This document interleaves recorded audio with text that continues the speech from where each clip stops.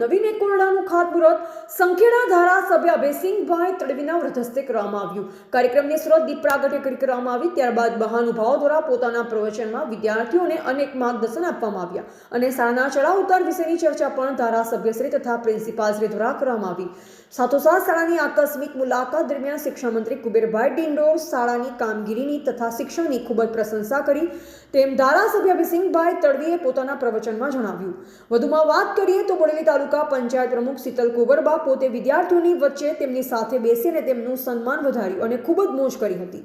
સમગ્ર કાર્યક્રમમાં મુખ્ય મહેમાન તરીકે સંખેડા ધારાસભ્ય અભયસિંહભાઈ તડવી, તાલુકા પંચાયત પ્રમુખ શીતલ કુંવરબા, મહારાહુલ, જિલ્લા શિક્ષણ સમિતિ ચેરમેન સંજયભાઈ રાઠવા, બોડેલી સરપંચ કાર્તિકભાઈ શાહ, ડેપ્યુટી સરપંચ આકાશભાઈ ઠક્કર, સભ્યશ્રી અનવરભાઈ મંસૂરી, પાર્થ સોની તથા નામી અનામી અન્ય મહાનુભાવો તથા વાલીઓ, શિક્ષક સંઘના હોદ્દેદારો તથા શાળાની આટલી પ્રશંસા થતાં વિદ્યાર્થીઓને સારું શિક્ષણ આપનાર પ્રિન્સિપાલ સંદીપભાઈ જયસ્વાલ ઉપસ્થિત રહી કાર્યક્રમની શોભા વધારી હતી।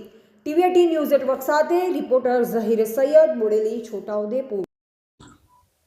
આજરોજ બોડેલી કન્યા શાળામાં નવીન એક ઓરડાના ખાતમુહૂર્તમાં માન્ય ધારાસભ્ય શ્રી અભયસિંહભાઈ તડવી સાહેબ, શિક્ષણ સમિતિના ચેરમેન શ્રી સંજયભાઈ રાઠવા સાહેબ, બોડેલી તાલુકા પંચાયતના પ્રમુખ શીતલબા સહિત બોડેલી ગામના સરપંચ શ્રી કાર્તિકભાઈ શાહ, આકાશભાઈ ઠક્કર સહિત ગ્રામ પંચાયતના સદસ્યો, એસએમસીના સભ્યો, વાલીશ્રીઓ, તાલુકા સંઘ, જિલ્લા સંઘના હોદ્દેદારશ્રીઓ ખૂબ મોટી સંખ્યામાં ઉપસ્થિત રહીને માન્ય ધારાસભ્ય શ્રી અભયસિંહભાઈ તડવી સાહેબના હસ્તે અત્રે એક નવીન ઓરડાનું ખાતમુહૂર્ત કરવામાં આવ્યું।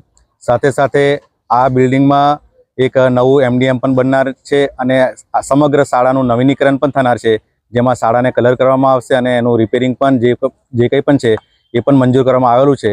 લગભગ 20 થી 25 લાખ રૂપિયા જેટલું ગ્રાન્ટ મંજૂર થઈ છે, જે આ શાળાના નવીનીકરણમાં એનો ઉપયોગ થનાર છે, જેનો લાભ બોડેલી શાળાની બાળાઓને થનાર છે। Thank you.